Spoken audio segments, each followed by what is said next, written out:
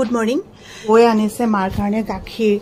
আৰু মায়ে এতিয়া মানে একদম ভাত খাব নোৱাৰা হৈ গৈছে যে এয়া লুঠুই পিঠা বনাই আনিছিলো কিন্তু গুড় দিয়া কাৰণে কালাৰটো এনেকুৱা হৈছে তাৰ মা হুয়ে গ'ল নহয় এই মানে এনেকুৱা হৈছে নহয় খুৱাম বুলি ভাবোতে পটকে হুই যায় বলে আমাৰ বা উঠিলে তাই গা পা ধুই আহি চাহ খাবলৈ লৈছে এইকেইদিন মানে কি হৈছে আমি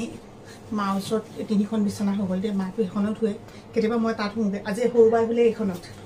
বুমনি হুলে এইখনত মানে কোন কেতিয়া হুৱা মানে কি আৰু এনে পৰা নিচিনাহে হয় এই আঁঠুৱাখন যে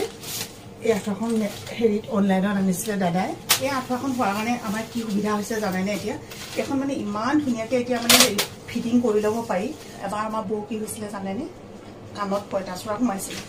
তেতিয়াৰ পৰা মানে ইমান বেছি ভয় লাগে নহয়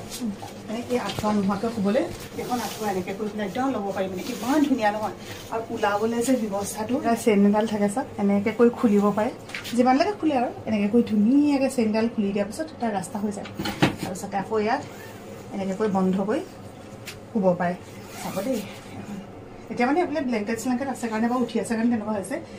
ইমান ধুনীয়া নহয় সেইখন মই একদম এটা কথা কৈছোঁ মানে এইদিন যে এখন নোহোৱা হ'লে মানে আমাৰ কি হ'ল টেনশ্যন এই ৰছী টানি মানে আকৌ আঁঠুৱা কৰা সেইবোৰ কৰাতকৈ এনেকুৱা এখন ল'ব লাগে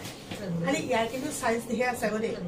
এতিয়া আপোনালোকে ধৰক নিজৰ চাইজৰ মতে ল'ব পাৰিব ই ইমান ধুনীয়াকৈ কৰে নহয় মই এই কথাটো নাজানো মানে এইয়া কিমান ধুনীয়াকৈ কৰিছে আছে অ' ইমান ধুনীয়া হৈ গ'ল চাওক বৌ তাৰপিছত অঁ ধুনীয়া অকণমানি হৈ গ'ল